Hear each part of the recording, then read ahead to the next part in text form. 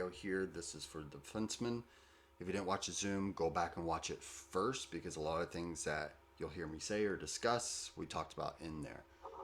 Okay, I'm going to go over clips of basically just college teams and not pointing out one particular defenseman, just watching the clips.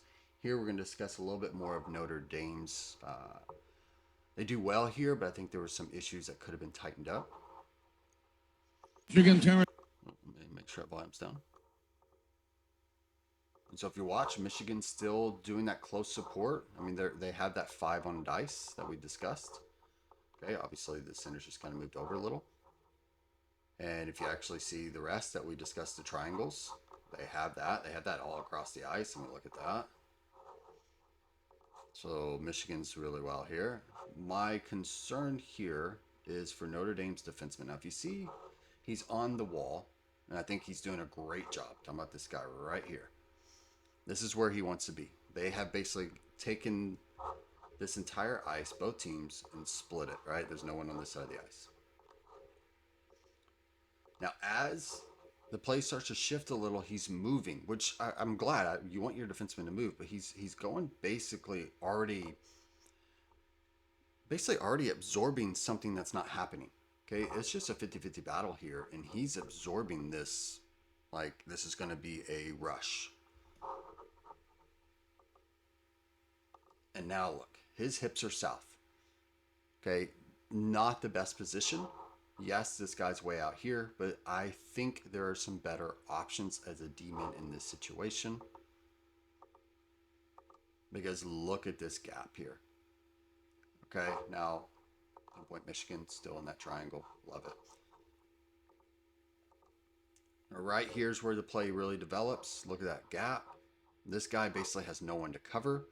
I think ideally in this situation, let's go back just a tad bit.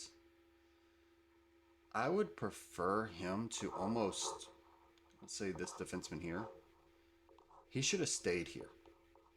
As that puck's here and it trickles its way here, now he can gap, and I wouldn't even backpedal. I would hard angle him and let this D fold to your side, and now he's at a better position.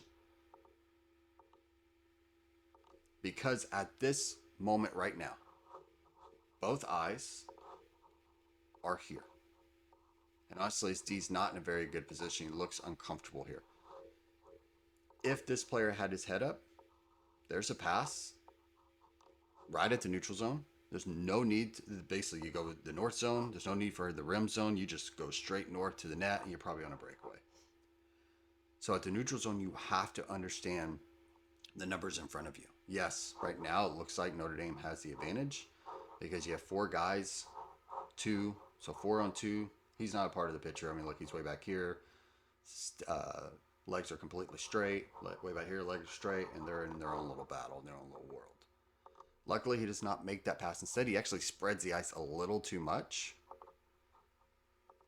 That D-man's now picked him up, and now they can go in. But he does good at battle. Good job forechecking.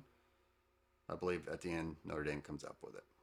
So a little bit on the defensive side, you just understanding you're setting up your gap in the O zone, and you have to set it up correctly in order to kill a play or destroy a play in the neutral zone.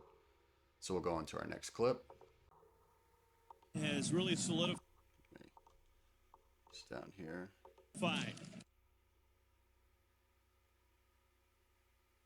Okay, whereas look at the difference that we just saw from Notre Dame's.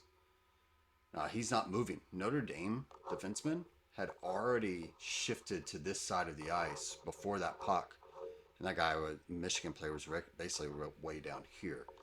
Notice Michigan's D is staying put, right? He's in a great athletic stance. I mean, his stance is really good. Knees over toes, great athletic stance. And now he's starting to push, but he's got help, right? So hockey by the numbers, he has a hard F3 side pressure. Okay, you got this guy here, could easily take on this man here. And this D is now folding to the middle just for that support. And boom, Michigan guy picks it up. Right, that is hockey by the numbers, and that's how you play it. And of course, look at it. We're in the triangle. Now Michigan Holds. You can tell right away he's about to do a cut. You can tell by his legs. Boom, cuts. We're still this part of that neutral zone Danny talked about. Quick, right? It didn't work out for him right there. I mean, I guess it kind of did. He got in the zone, but still notice the close support. He gets it. He's got support right here, and he has a big wide pass here, right? That way that D could easily skate up. That's probably going to just take a lot of communication from the defenseman there. And they at least get it in the zone. So not bad. We'll take a look at probably this clip, I think for both lessons today. And I just really like this one because it showcases defensemen in the D zone, basically how important it is to safely transport that puck from D zone, neutral zone, O zone. He sees his man way up high, shoulder check, boom, quick rim. What I love is the other D gets involved. So you got the defenseman here.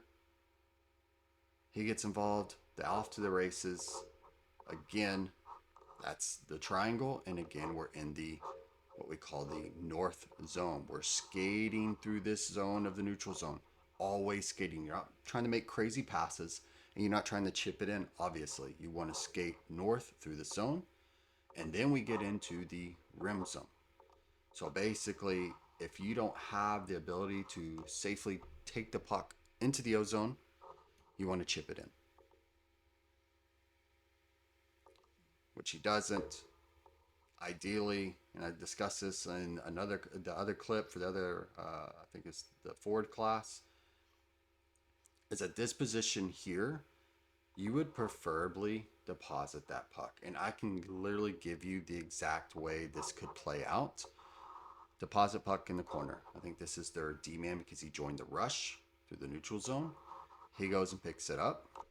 Okay, so now we got forechecking. I mean, honestly, I believe he's got the speed to beat this guy.